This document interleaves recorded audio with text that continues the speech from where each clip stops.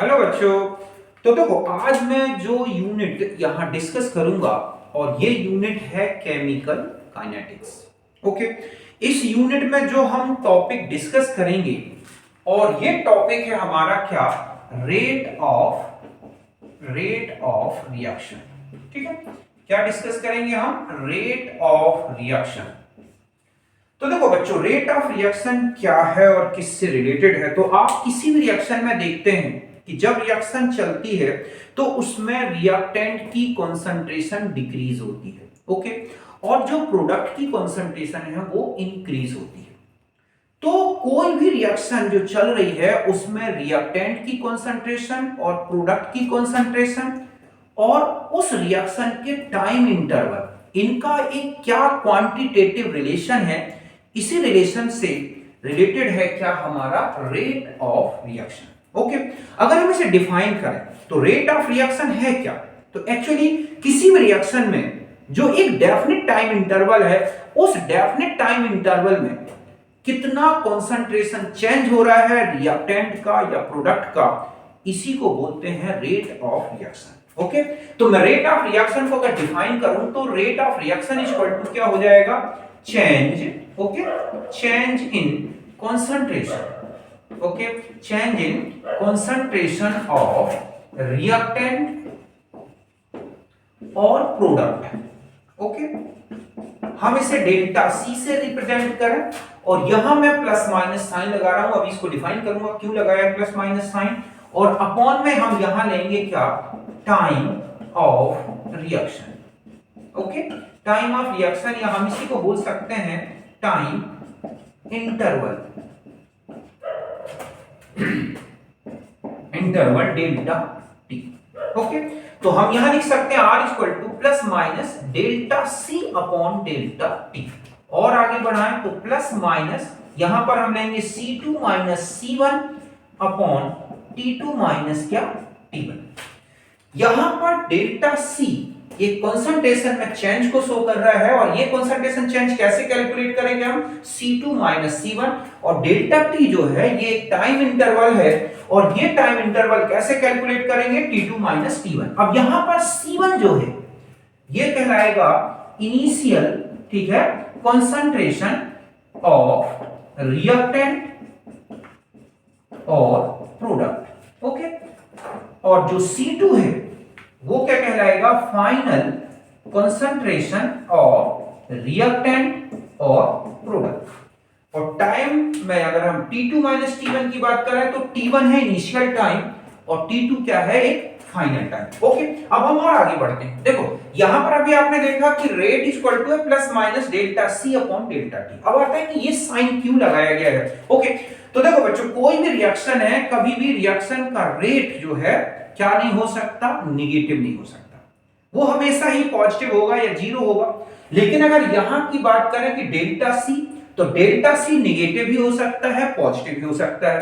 तो ऐसे में हमें रेट को हमेशा पॉजिटिव रखना है। क्या रखना है, पॉजिटिव। तो हम ये साइन का यूज करेंगे। कैसे साइन का यूज करेंगे, देखो अब हम यहां आ जाते हैं कि अगर हम रिएक्शन में देखें कि जो टाइम इंटरवल है और जो कंसंट्रेशन चेंज है उससे रिलेटेड रेट को कैसे डिफाइन किया जाता है, कैसे रिलेट किया जाता है, तो पहले हम यहां देखेंगे कि rate of reaction, okay, rate of reaction with, ठीक है, विद रिस्पेक्ट टू रिएक्टेंट। अगर हम एक रिएक्टेंट के रिस्पेक्ट में रेट ऑफ रिएक्शन लेंगे तो हम उसे किस तरह से रिप्रेजेंट करेंगे, तो देखो जब हम रिएक्टेंट के रिस्पेक्ट में रेट को शो करते हैं तो हम लिखते हैं R equal to minus delta C upon delta T. अब आता है कि माइनस क्यों लगाया, तो देखो बच्चों अभी मैंने आपको बताया ना कि रेट कभी भी निगेटिव नहीं हो सकता, या तो जीरो होगा या पॉजिटिव होगा। अब यहां पर कंसंट्रेशन की बात करें तो डेल्टा सी इक्वल टू क्या है, C2 माइनस C1।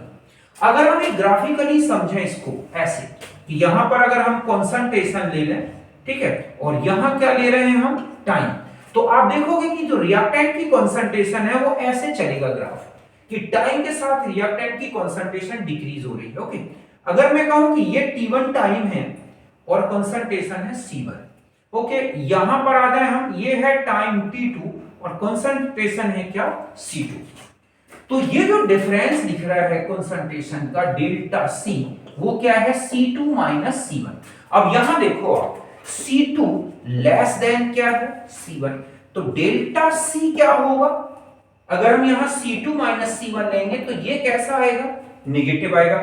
अब रेट को चूंकि हमें पॉजिटिव बनाना है, तो जो कंसंट्रेशन टर्म है आप देख रहे हैं उसके आगे अगर हम नेगेटिव लगा दें तो जो रेट है यहां माइनस, और ये वैल्यू भी माइनस में आ रही है, और डेल्टा टी तो हमेशा ही पॉजिटिव होगा, तो ये जो रेट आएगा हमेशा वो कैसा आएगा बच्चों? पॉजिटिव आएगा। बात समझ गए ना कि जब हम रिएक्टेंट के रिस्पेक्ट में रेट लेंगे तो ध्यान रखें कंसंट्रेशन का जो चेंज दिख रहा है और टाइम, इनके रेशियो के आगे माइनस से मल्टीप्लाई कर रहे हैं। ऐसा क्यों कर रहे हैं? क्योंकि रेट हमें पॉजिटिव रखना है। अब यहां रिएक्टेंट के रिस्पेक्ट में अगर आप ग्राफ देखते हैं तो यहां पर जो C2 है वो कंसंट्रेशन है टाइम t2 पर, और C1 क्या है? Initial concentration. तो C2 कम है और C1 ज्यादा है। ऐसे में क्या होगा कि जो डेल्टा C है वो निगेटिव आ जाएगा। अब ये जब निगेटिव आएगा तो रेट को हमें पॉजिटिव लाना है, तो हम ये माइनस को इससे मल्टीप्लाई करेंगे तो हमारा रेट क्या बन जाएगा बच्चों? पॉजिटिव हो जाएगा। यहां तक बात क्लियर है? अब देखो, अगर हम यही रेट किसके रिस्पेक्ट में लेते हैं? प्रोडक्ट, तो हमें माइनस साइन लगाने की जरूरत नहीं होती। उस समय हम रेट लिखते हैं, rate is equal to delta C upon delta T। ऐसा क्यों? क्योंकि अगर आप एक ग्राफ से समझें तो ग्राफ में आप देखोगे कि ऐसा ग्राफ बनेगा कि यहां पर अगर हम टाइम t2 ले रहे हैं, है ना, तो ये कंसंट्रेशन है C2, और यहां पर अगर हम टाइम t1 ले रहे हैं तो ये है कंसंट्रेशन C1। अब आपको यहां दिख रहा है कि C2 ग्रेटर देन C1, तो डेल्टा C जो है वो पॉजिटिव आएगा, तो रेट भी हमारा क्या बन जाएगा? पॉजिटिव हो जाएगा। बात क्लियर है? तो इस तरह से आपको ध्यान रखना है कि रेट किसके रिस्पेक्ट में दिया गया है, रिएक्टेंट के रिस्पेक्ट में या प्रोडक्ट के रिस्पेक्ट में, उस हिसाब से आपको साइन यूज करना है। अब मैं यहां एक यूनिट और बता दूं, फिर इसका जो रेट है और रिएक्शन की स्टोइकियोमेट्री, इनका क्या रिलेशन है, ठीक है, हम इसको भी डिस्कस करेंगे। तो सबसे पहले मैं यूनिट की बात करूं तो देखो, यूनिट ऑफ रेट क्या है? तो यूनिट ऑफ रेट अगर आप देखोगे तो आपने देखा ये है डेल्टा C और ये है डेल्टा T, है ना। C कंसंट्रेशन से रिलेटेड है, ओके, ये क्या है? कंसंट्रेशन से रिलेटेड, और टाइम जो है ये टाइम की वैल्यू हो गई। तो कंसंट्रेशन अगर हम एक्टिव मास के फॉर्म में लेंगे तो ये लेंगे मोल पर लीटर में, और टाइम का मिनिमम टाइम जो ले सकते हैं सेकंड, तो इसकी यूनिट आएगी मोल लीटर इनवर्स और क्या? Second inverse. कई बार rate delta P gaseous reactions होती है ना, तो वहां पर जो रेट है वो प्रेशर के चेंज के बेस पे लिया जाता है। तो यहां पर हमने प्रेशर रखा, ठीक है, और यहां पर हमने टाइम लिया। तो प्रेशर की यूनिट अगर हम एटीएम में ले रहे हैं, टाइम हम सेकंड में ले रहे हैं, तो ये यूनिट हो जाएगी एटीएम सेकंड इनवर्स, या फिर बार में भी हो सकती है इस तरह से। तो इस तरह से हमें रेट ऑफ रिएक्शन की जो यूनिट याद रखनी है। अगर आपने कंसंट्रेशन एक्टिव मास में ली है मोल पर लीटर में, टाइम को सेकंड में, तो होगी मोल litre inverse second inverse, okay. और अगर आपने प्रेशर चेंज और टाइम इंटरवल लिया है तो ये यूनिट होगी एटीएम सेकंड इनवर्स या वार सेकंड इनवर्स, ओके। अब मैं एक रिलेशन और आपको थोड़ा सा बता दूं, है ना। ये रिलेशन जो है जो बहुत ही ज्यादा इंपॉर्टेंट है और काफी क्वेश्चंस आ रहे हैं इससे रिलेटेड, और आप देखोगे आपकी बुक में जो एनसीईआरटी है उसमें बहुत सारे क्वेश्चंस हैं जिसमें आपको एक रिएक्शन लिख दी जाएगी और उस रिएक्शन में स्टोइकियोमेट्रिक कोएफिशिएंट दे रखे होंगे, और फिर पूछा जाएगा कि रेट ऑफ डिसअपीयरेंस क्या है, रेट ऑफ अपीयरेंस क्या है। तो हम यहां पर आ जाते हैं रेट ऑफ रिएक्शन, है ना, और हमारा जो टॉपिक है और रेट ऑफ रिएक्शन एंड ये है स्टोइकियो, ठीक है, मेट्री, कि एक रिएक्शन की स्टोइकियोमेट्री। स्टोइकियोमेट्री का मतलब है एक बैलेंस्ड केमिकल इक्वेशन दे रखा है और उसमें आपको रिएक्टेंट्स और प्रोडक्ट्स के मोल्स दे रखे हैं बैलेंस्ड इक्वेशन में, जिनके स्टोइकियोमेट्रिक कोएफिशिएंट्स दे रखे हैं। तो आप रेट ऑफ रिएक्शन को कैसे रिप्रेजेंट करेंगे? तो देखो बच्चों, यहां पर मान लिया जाए N1A है प्लस यहां पर क्या है N2B गिव्स N3C प्लस ये है N4 क्या D, ओके। अगर हम रेट ऑफ रिएक्शन किसी के भी रिस्पेक्ट में लें तो हम यहां लिखेंगे, जैसे हम रिएक्टेंट के रिस्पेक्ट में, तो हमें क्या करना है, कंसंट्रेशन चेंज को हमको, जो कंसंट्रेशन चेंज है रिएक्टेंट की, उसके स्टोइकियोमेट्रिक कोएफिशिएंट से डिवाइड कर देना। ऐसा करने से हर एक जो स्पीसीज है इसमें उसके रिस्पेक्ट में रेट सबके रिस्पेक्ट में बराबर आएगा। तो माइनस, चूंकि हम रिएक्टेंट के रिस्पेक्ट में ले रहे हैं तो -1/n1 और यहां लिखेंगे हम delta A upon delta T। तो ये बराबर होगा -1/n2 delta B upon delta T। तो ये बराबर होगा 1/n3 delta C upon delta T। तो ये होगा 1/n4 delta D upon delta T।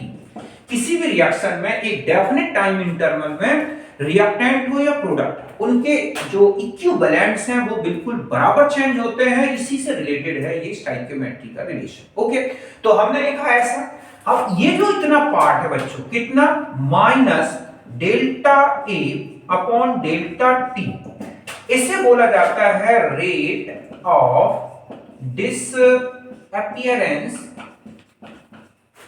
Appearance of A। ऐसे हम यहां पर delta B upon delta T को बोलेंगे rate of disappearance of B।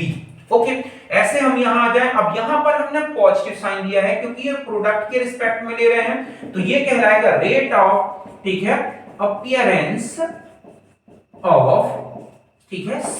और ऐसे ही यहां पर जो हमारा delta D upon delta T है, ये है rate of appearance of D। तो इस तरह से अगर हम यहां पर इन दोनों को देखें कि rate of disappearance of A और B के रिस्पेक्ट में कितने टाइम्स है, ठीक है, तो हम ऐसा भी लिख सकते हैं ना बच्चों, ये तो बात समझ गए ना कि delta A upon delta T with minus sign, ये है rate of disappearance of E। ऐसे इसको देखोगे तो ये है rate of disappearance of B और ये है अपीयरेंस रेट। ओके, अगर हम इनको कंपेयर करें कि आपको किसी एक के रिस्पेक्ट में कंसंट्रेशन चेंज दे दिया जाए या रेट ऑफ डिसअपीयरेंस, तो ऐसा भी लिख सकता हूं ना मैं कि delta rate of disappearance of A, ठीक है, इक्वल टू, यहां पर आ जाएगा n1 अपॉन n2 और यहां पर हम लिख सकते हैं delta B upon delta T। इस तरह से rate of disappearance of A अगर B के रिस्पेक्ट में ले रहे हैं तो आप देख रहे हैं कि ये इक्वल है n1 n2 के रेशियो के इक्वल।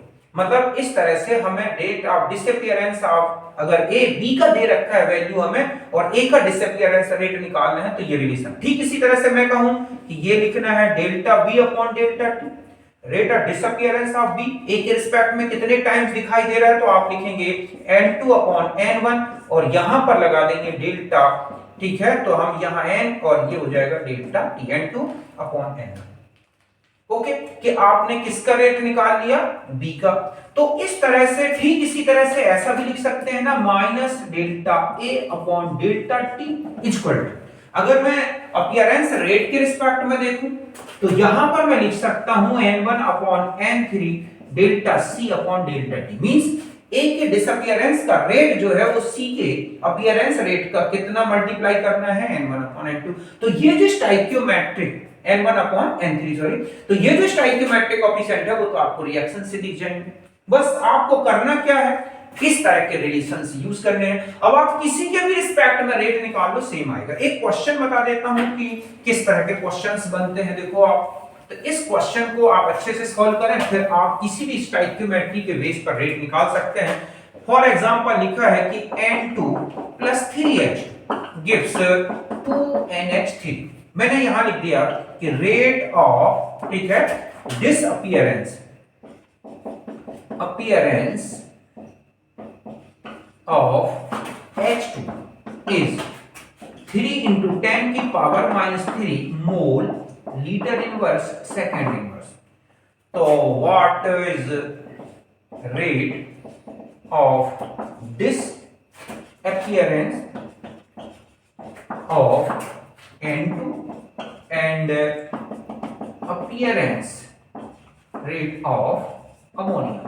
ठीक है, ये क्वेश्चन है कि H2 का आपको रेट ऑफ डिसअपीयरेंस दे रखा है और उसने पूछा है कि N2 का डिसअपीयरेंस रेट क्या है और अमोनिया का अपीयरेंस रेट क्या है। तो करना क्या है, सबसे पहले तो आप ये समझें कि ये जो वैल्यू दे रखी है ये है क्या, क्या दे रखा है। तो आपको इसको क्या करना है, आपको ऐसा लिखना है, minus H2 delta H2 upon delta T equal to 3 into 10 की पावर -3। ओके, मतलब आपको ये क्वेश्चन में ये दे रखा है rate of disappearance of hydrogen means minus delta H2 upon delta T का वैल्यू दे रखा है। बस अब आपको क्वेश्चन सॉल्व करना है। तो देखो करना क्या है, सबसे पहले आप इस रेट को ऐसे लिख लो कि अगर हम rate of reaction total overall reaction के बेस पे देखें तो हम लिखेंगे माइनस N2 अपॉन ये delta N2 upon delta T equal to minus 1/3 delta H2 upon delta T equal to 1/2 delta ammonia है ना अपॉन डेल्टा T। मतलब rate of disappearance of nitrogen, ठीक है, और ये है rate of disappearance of hydrogen, ठीक है, और ये है rate of appearance of ammonia. तो अब हम इनको कंपेयर करना है। आपको दे रखा है नाइट्रोजन का डिसअपियरेंस रेट मींस आपको ये वैल्यू दे रखी है क्वेश्चन।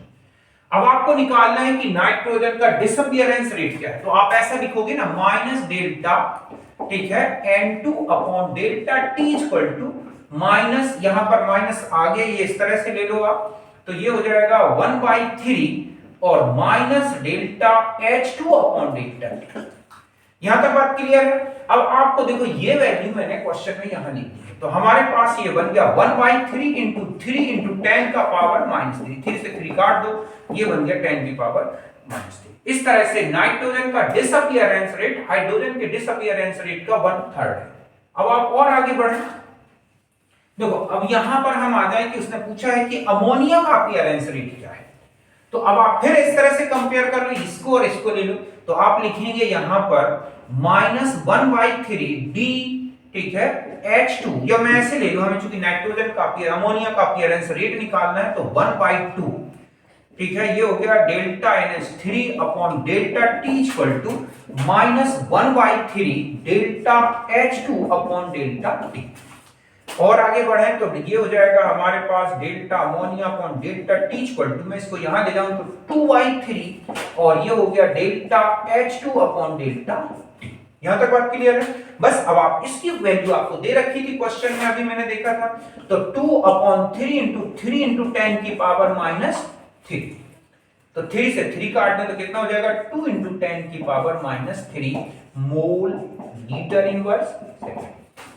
तो यहां तक बात क्लियर समझ में आ गई अच्छी तरह से कि इस तरह से एक का अपीयरेंस रेट दे रखा है या डिसअपियरेंस रेट दे रखा है, तो हम किसी भी रिएक्टेंट का प्रोडक्ट का डिसअपियरेंस अपीयरेंस रेट ऐसे निकाल सकते हैं।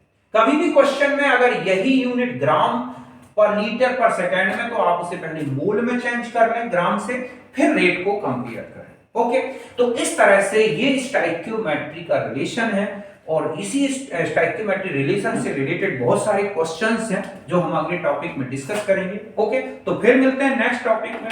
बाय बच्चों, बाय।